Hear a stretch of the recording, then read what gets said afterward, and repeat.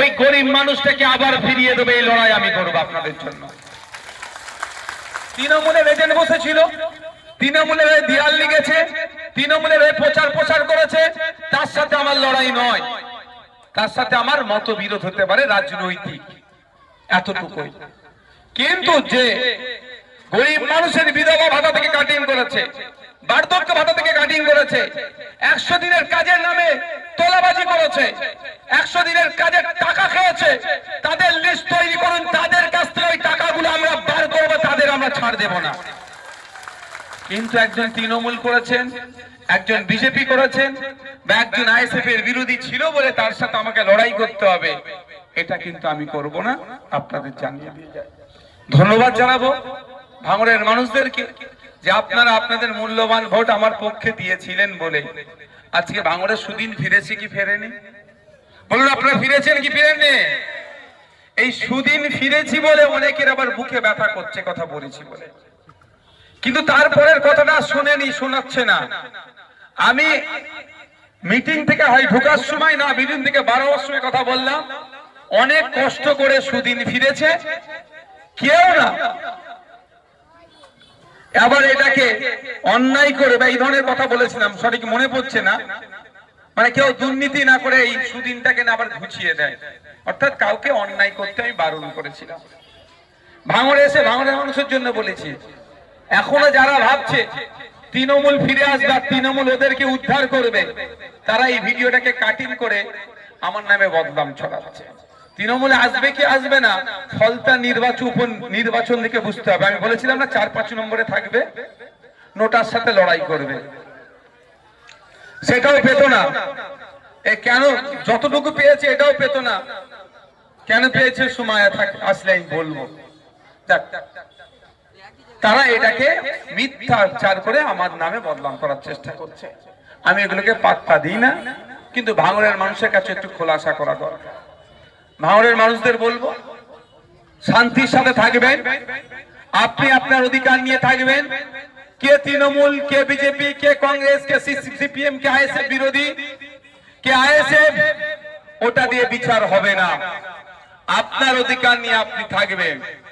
আপনার অধিকারে যদি কেউ হস্তক্ষেপ করে, সেই যে আইএসএফ এরও ছেলে হয়, আমি আপনাদের কথা দিয়ে যাচ্ছি, আমার সাথে আপনারা যোগাযোগ করবেন, তার বিরুদ্ধে ব্যবস্থা নিতে আমি একটু কুণ্ঠরোধ করব না। কারণ আপনারা মূল্যবান ভোট দিয়েই তো তোলাবাজ মুক্ত ভাঙড় তৈরি করছেন, গুন্ডা মুক্ত ভাঙড় তৈরি করার জন্যই তো আমাকে ভোটটা দিয়েছিলেন কি মায়েরা, যাতে মারামারি হিংসা না হয়। এই তো আমার এখানে এই দোকান, এই মোড়টাতে, নামটা ভুলে যাচ্ছি, মাথায় মেরে মাথাটা নষ্ট করে দিল, হ্যাঁ,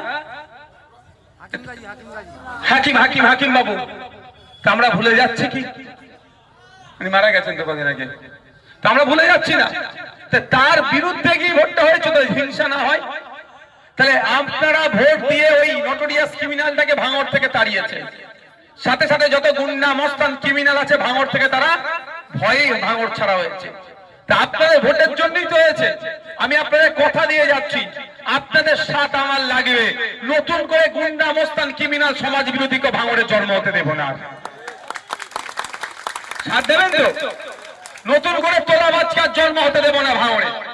যে কটা তোলাবাজ ছিল তারা আজকে ছাই ছুট হয়েছে, সেই সুযোগে কেউ যদি আবার নতুন করে তোলাবাজের জন্ম দিতে চায়, আমার থেকে আমাদের ভাঙড়ের বাসী তারা কি করবো, আমরা তার বিরুদ্ধে ঐক্যবদ্ধ হয়ে লড়াই সংগ্রাম করবো, তাকেও আমরা অঙ্কুরেই বিনষ্ট করব।